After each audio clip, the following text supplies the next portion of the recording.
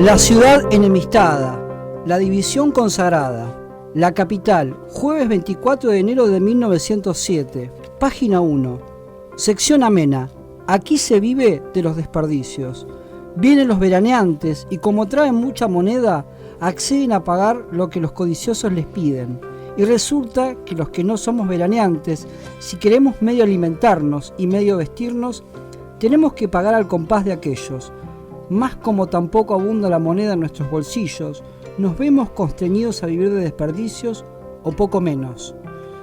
Valdría la pena que las autoridades se fijaran en lo que sucede y que tomaran alguna medida que no sería inoportuna si se basara en el bien del pueblo.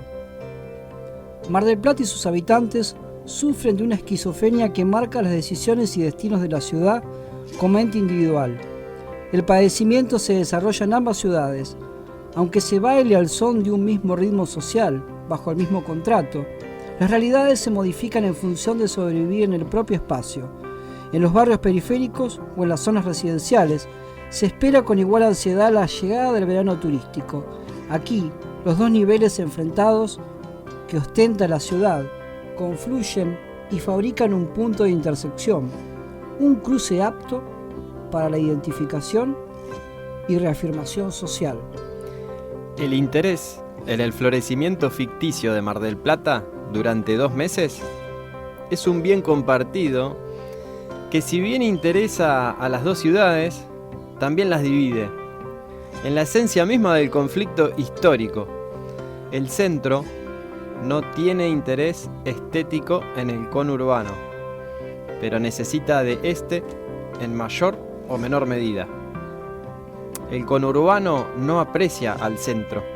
Su odio es íntimo y ancestral. Pero este le provee de actividades. ¿Qué ocurre entonces cuando la cadena de necesidades pierde un eslabón por alguna de las partes? El resultado es conocido. Los bandos se retraen a sus espacios y el abismo social se profundiza. La proliferación de instituciones, centros nocturnos, comercios, sociedades, clubes y hasta mitos en el Gran Mar del Plata adelantan una aún más profunda división de una ciudad que tal vez nunca fue una sola. Los maquis están en la periferia, mientras que el centro siempre triunfante en las contiendas. Se limita a revitalizar sus bastiones antiguos y a inaugurar, con gran pompa, los nuevos, que el lector astuto y conocedor de la geografía local sabrá identificar. La participación también es física, la urbanización, es decir, la concentración espacial de la población a partir de unos determinados límites de dimensión y densidad. Se delineó en Mar del Plata con un sentido acomodicio, ligero y tan azaroso que hoy la ciudad bien podría ser un sucedáneo de Las Vegas, Concepción del Uruguay o Marsella. Y lo tenemos en comunicación a Felipe Celesia, periodista, escritor de varios libros y quien escribió este texto que leímos allá por los años 90 sobre Mar del Plata. ¿Cómo estás, Felipe? Gracias por comunicarte con nosotros. Hola, Pablo, ¿cómo están todos por ahí? Bien, bien, con ganas de escucharte y poder por ahí reflexionar sobre esta Mar del Plata y este texto que a nosotros nos pareció de volver a traerlo a la actualidad y revitalizarlo, porque creo que todavía Mar del Plata anda en alguno de los ejes que vos desarrollás en ese texto, que en su momento recibiste un premio por esto. Sí, recibí el Premio Municipal de Literatura en el 96, cuando los veteranos recordarán, en la gestión de Elio Aprile se reinstaló el premio que había sido dado de baja por los militares en el 76. Y como, digamos, querían ponerlo en valor el premio, además de devolverlo a la ciudad, querían ponerlo en valor, convocaron a la temática, digamos, había que escribir sobre la ciudad. Era el premio ensayo y la categoría ensayo y había que escribir sobre la ciudad, esa era un poco la consigna. Y bueno, a mí me entusiasmó y recién escuchándolos, me evocaba Sí. que en el fondo es como una suerte de crítica al sistema capitalista, ¿no? En última instancia. Esto de dos ciudades que se diferencian centralmente por su disparidad económica, que va generando una cultura, ¿no? Y que va modelando a una y a otra. También escuchándolo y habiendo pasado ya muchos años, me haría algunas críticas. Y una de ellas es que hay cierto esquematismo, ¿no? Sí. Que también tiene que ver con el recurso narrativo que yo uso. Esto de las dos ciudades enfrentadas, ¿no? Es como que por momentos lo llevo demasiado lejos y ahí la cosa suena un poco esquemática. Pero me parece que es valioso por lo menos para percibir esas realidades que conviven en la ciudad, ¿no? Que quién puede negar. Y que a mí me asaltaron un poquito. Yo en ese momento, mediados de los 90, trabajaba como periodista en el diario La Capital, en Mar del Plata. Y era el pleno auge de Aprile, digamos, como candidato y como nuevo intendente en la ciudad, ¿no? Era como una suerte de nuevo paradigma de jefe comunal. Porque era joven, porque venía con muchos votos y con algunas ideas innovadoras, no sé si se acuerdan, pero él había plebiscitado que se aumentaran los impuestos para hacer grandes obras de infraestructura. Y obras de infraestructura que no se ven, ¿no? Que él quería hacer cloacas, un tendido, digamos, agua potable, quería hacer obras de infraestructura básica que le faltaban a la ciudad. Bueno, lo ganó ese plebiscito, así spoileemos un poco, así nos adelantamos. Pero antes de eso, cuando estaba en plena campaña para ese plebiscito, para lograr que los marplatenses votaran subirse los impuestos, algo un poco inédito, ¿no? Que hoy no sé cómo sería leído una propuesta de ese tipo. Claro. Supongo que no ganaría el plebiscito hoy Elio Aprile, supongo que ni siquiera él ganaría una elección. Pero como parte de la campaña, en un momento empezó como a instalar una suerte de divulgación de esas obras necesarias. Entonces se subió a una avioneta para recorrer la ciudad desde el aire y poder ver y ahí explicar un poco cuál iba a ser el trazado de esos grandes tendidos de agua, de redes pluviales, cloacales, etc. Y a mí me tocó, por esas cosas del azar, ser el encargado de hacer la nota para La Capital y subirme con el intendente a sobrevolar la ciudad. Y eso fue bastante revelador, ¿no? Porque ahí es como palmaria la diferencia entre esas dos ciudades, digamos. En la costa, sobre la costa, sí. La ciudad pujante, con muchos colores, con mucha vida, cuidada, verde, y, digamos, metiéndose más hacia adentro, la ciudad plateada, como le decía yo en ese momento, porque era todas las membranas de los ranchos, ¿no? Claro. Y es tremenda, la proporción es muy grande, ¿no? Entre esas dos ciudades, digamos. A contracara. La ciudad rica y la ciudad pobre, ¿no? La ciudad pobre es enorme y ahora creo que debe estar mucho más grande todavía. Pero en ese momento fue algo que me impactó y de ahí un poco salió esta génesis de... Mira. Bueno, acá hay claramente dos ciudades que se pueden ver incluso. Desde el punto de vista correcto se pueden ver. Se pueden observar. Bueno, ¿por qué no profundizar un poco eso? Y ahí empecé a hacer como no quiero decir la investigación histórica porque quizás sea demasiado, pero sí a ir a los archivos, a ir a las bibliotecas, a ver todo lo que se había escrito sobre la ciudad. Y bueno, y ahí nació el ensayo. Felipe, vos también tuviste la experiencia, ¿no?, de recorrer, ¿no?, muchos barrios marplatenses. Nosotros cada tanto lo decimos en el programa, Mar del Plata y sus 120 barrios o más, ¿no?, con realidades bastante diferentes. Sí, tuve esa... Yo cuando llegué a la capital a principios de los 90, ahí estaba Susana Scandali, que bueno, ya era por ese momento una periodista veterana, joven, pero veterana, que fue una de las que le dio el mayor impulso al vecinalismo, por lo menos un apoyo decidido desde los medios que hasta ese momento no tenían. Claro. Y bueno, y yo creo que con Susi Scandal el vecinalismo empezó a ganar cuerpo, energía y difusión en la ciudad. Y yo era uno de sus colaboradores, digamos, ¿no? Como periodista aprendiz, trabajaba los fines de semana, que era cuando los vecinalistas hacían sus reuniones, sus asambleas, donde salían por el barrio, porque todos trabajaban, ¿no? Todos tenían sus tareas. Entonces los fines de semana lo dedicaban a la cosa colectiva. Y bueno, de ahí tuve la suerte de recorrer un montón de barrios de la ciudad, ¿no? Los que se me vienen a la cabeza: Autódromo, Juramento, Punta Mogotes, no sé, Las Heras, infinidad de barrios. Y bueno, con realidades difíciles en ese momento, ¿no? Y complejas, pero también con mucha intensidad, ¿no? Había como mucha vida. Y bueno, tuve la posibilidad de asomarme a ese mundo viniendo de una cuna, digamos, plenamente burguesa y como muy urbana, muy del tejido urbano. Y bueno, y eso creo que de alguna manera me fogueó y me puso en contacto con esa realidad que vi que de alguna manera podía servirme para armar eso, ¿no? Un texto que pusiera en cuestión eso, que había algo que no era justo, ¿no?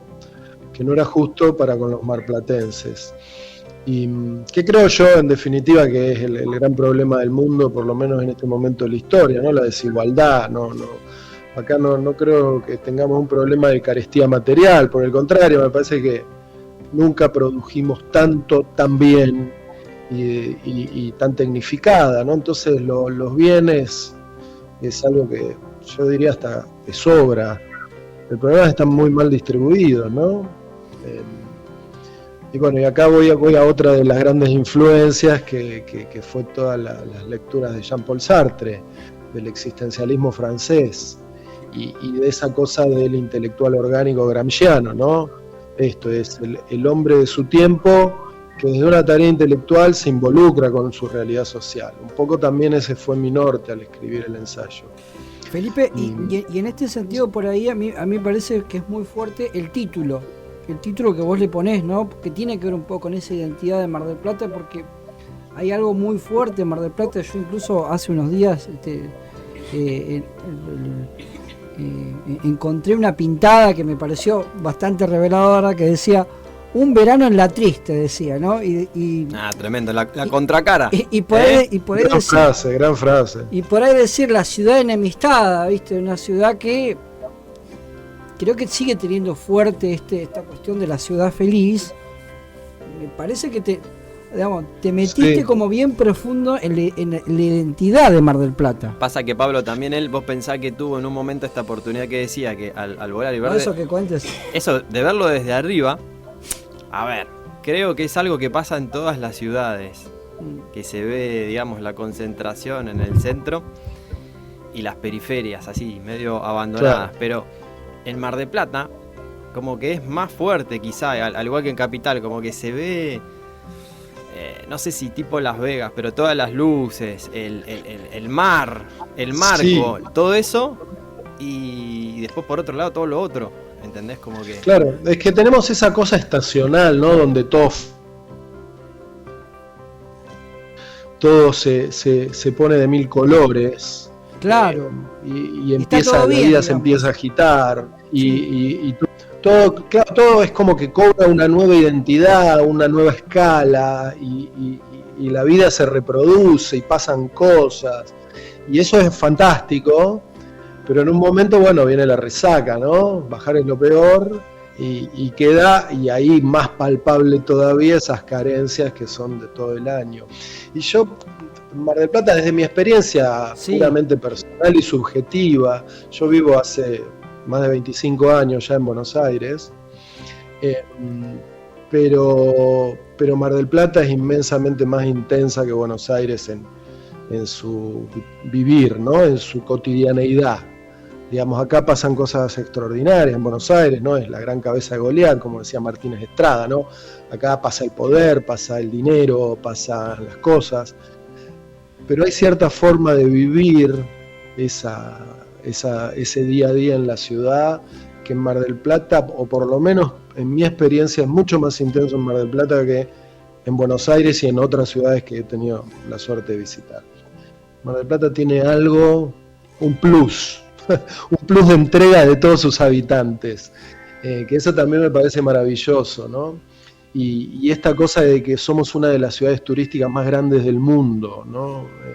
No sé, supongo que en Rusia debe haber, en China también debe haber alguna que nos gane en escala, pero esta cosa de que hay 4 palos de gente en el verano y con todo lo que eso implica y la movida que hay, y después quedamos, o sea, creo que estamos cerca de 800.000 ahora, 900.000, ¿no? Sí, Mar del Plata, sí.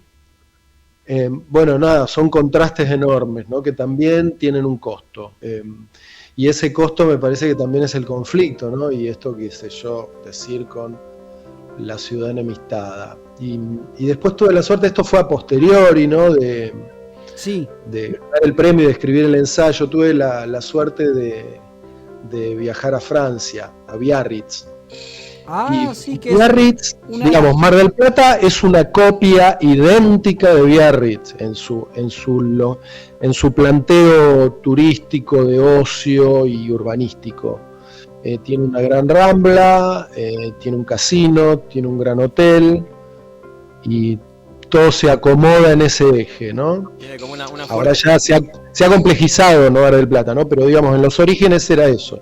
Y Biarritz es eso en miniatura y muchísimo más rica, ¿no? Es como que se nota que hay una cantidad de recursos y de dinero dando vuelta que en Mar del Plata no hay. Pero bueno, con una escala mucho más pequeña.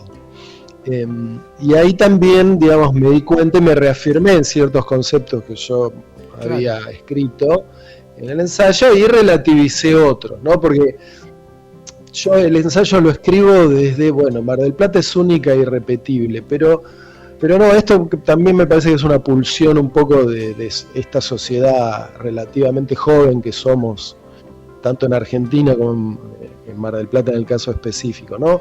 Somos un país que tiene poco tiempo de vida, a diferencia de Francia que tiene milenios, ¿no?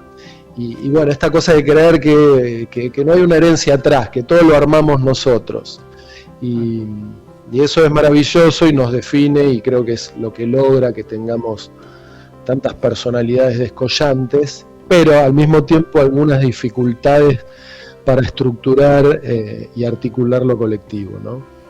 Felipe, lo último que por ahí te queremos preguntar es, bueno, vos venís por supuesto cada tanto a la ciudad, ¿cómo la ves hoy? Y por ahí, en términos de desarrollo social, económico, ¿cómo la ves a la ciudad, ¿no? Porque en el texto vos te metés un poquito también en eso, que es importante, ¿no? Bueno, yo creo que Mar del Plata reproduce, no soy el primero que sostiene esto, pero Mar del Plata reproduce con antelación todo lo que ocurre en el país, ¿no? Y más profundamente. Entonces, si en el país empieza a haber desocupación, en Mar del Plata se siente muy rápidamente y llega al mayor nivel. Si la sociedad se pone más violenta, bueno, en Mar del Plata eso lo vemos antes y con más ímpetu. Y creo que fue reproduciendo también los estados, digamos, es como un muy buen termómetro de la Argentina, como un muy buen campo de experimento, ¿no? Para ver y anticipar lo que pasa en el resto del país. Y lo que yo vi un poco desde la distancia también, porque no vivo todos los días allá, ni estoy tan involucrado como estaba cuando vivía con la vida política y social de la ciudad, es que cuando yo me fui a fines de los 90, sí. Había una crisis social muy agudizada que se veía en el transporte público, en la calle, en la actividad económica, digamos, había una situación muy cruda, realmente muy cruda.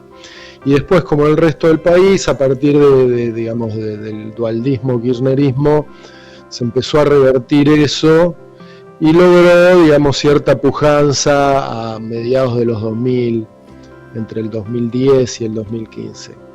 Y bueno, y ahora veo que digamos, que está en una, digamos, una caída descendente nuevamente. En el medio lo que veo también es que hay una clase, se ha profundizado esta idea que yo había esbozado en el ensayo de dos ciudades completamente distintas. Digamos, veo también que hay una clase alta marplatense muy a la californiana, que no estaba cuando yo vivía allá, que tiene valores culturales y recursos que tienen más que ver esto con ciudades quizás de la costa este americana y australiana, digamos, lugares así de costa, anglosajones con alto poder adquisitivo, pero bueno, que son expresiones minoritarias dentro de lo que es la ciudad. Pero veo que eso está como también muy presente y muy visible, no sobrerepresentado de alguna manera. Y bueno, y después nada, el Gran Mar del Plata, que ni me quiero imaginar lo que debe ser, ¿no?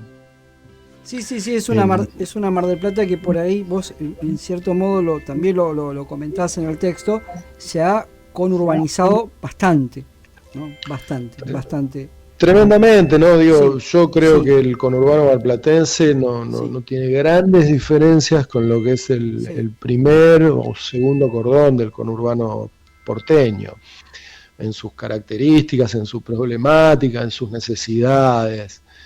Y bueno, y la Argentina toda está en un proceso de latinoamericanización acelerada, que es un poco preocupante. Preocupante por un lado, pero también esperanzador por otro, porque me parece también que es el vector que nos acerca a los argentinos a una idea de región un poco más real que la cosa europea y que la referencia, digamos, externa que tuvimos siempre, ¿no? Nosotros somos latinoamericanos. Sí.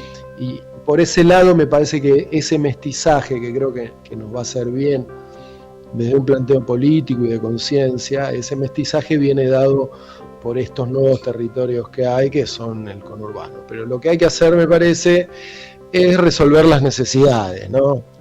Que lamentablemente, aún en ese proceso de expansión económica que tuvimos durante los 3 periodos kirchneristas, o los 2, no sé, eso es una discusión más económica, no se ha podido revertir ciertas condiciones, ¿no? Y eso es un poco triste. Y la perspectiva para que eso cambie, la verdad que hoy se torna imposible prácticamente, o muy difícil de imaginar. Pero bueno, nunca hay que perder la esperanza y hay que entender también que hay cosas que nos sorprenden, ¿no? Claro. Siempre. Y bueno, y la sociedad argentina, por un poco por lo que comentaba antes, de que es una sociedad joven, también tiene una dinámica que hay que tenerle confianza y además, bueno, pues vivimos acá, ¿no? Y los que elegimos vivir acá y quedarnos acá y hacer nuestra vida acá y tener nuestros hijos acá, también tenemos que ponerlo mejor y tratar de que todo vaya bien. Pero bueno, es un momento, tampoco hay que ser voluntarista, es un momento difícil, ¿no? Sí. Felipe, te vamos a agradecer muchísimo por poder charlar este momento con vos sobre este ensayo que para nosotros es un pequeño homenaje de alguna manera a la ciudad enemistada y con ganas de después en algún momento volver a charlar con vos, que bueno, tenés una experiencia periodística muy interesante en la Argentina, sos uno de los que está en la lucha en este momento, ¿no? con todo lo que está pasando con Telam, ¿no? Sí, yo soy uno de los dispensados de Telam, como es la figura que encontró el gobierno para decir que nos paga sin que trabajemos, básicamente. Pero ahí estamos, en la lucha, resistiendo. Telam no se cerró, Telam no está funcionando, están intentando apagarla, pero la verdad es que no la han cerrado, tiene estatus legal. Los empleados que no nos acogimos al retiro voluntario, seguimos ahí al pie del cañón, queriendo volver a nuestras funciones. Telam es un servicio fundamental para el sistema de medios federal de la Argentina. Su no actividad lo que produce son lagunas informativas enormes, sobre todo en el interior del país, o sea que nada, ¿no? Ahí poniendo nuestro granito de arena para revertir eso y también para cuidar nuestra fuente de trabajo. Y bueno, y con respecto al ensayo y a este homenaje, como le llamaron ustedes, Les agradezco muchísimo, es un pecadito de juventud, tenía tan solo 22 años, Mirá. hoy tengo 51, Oh, ha pasado mucho tiempo, pero bueno. pero la verdad es que, bueno, un poco repasándolo, hacía mucho que no lo leía, hoy un poco repasándolo, lo que les puedo decir es que no me arrepiento de nada de lo que escribí, tal vez algunas cosas las haría de otro modo ahora, pero estoy muy orgulloso y muy contento, y también el hecho de que ustedes lo hayan repuesto un poco en el programa y para que quien quiera escuchar escuche, es una señal de que, bueno, valió la pena. Sí, el espíritu está. Eso nunca se pierde. Bueno, te agradecemos muchísimo. Bueno, vamos. Por favor, un abrazo inmenso. Te compartimos una canción ahí. Un abrazo. Muchísimas gracias. Abrazo grande.